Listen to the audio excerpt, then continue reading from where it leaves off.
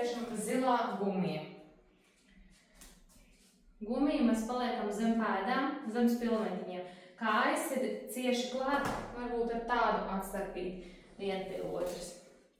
Mēs paņemam gumiju aiz galiem, ceļi ir nedaudz ieliekti, tātad mīksti ceļi. Tagad tas, ko mēs darām, mēs ar gurnu kustību atvelkam šo gumiju.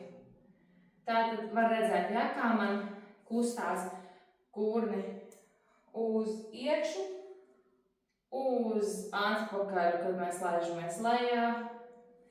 Mēs kustamies tā kā svira, ja? Augšā, lejā, augšā, lejā un uz priekšu.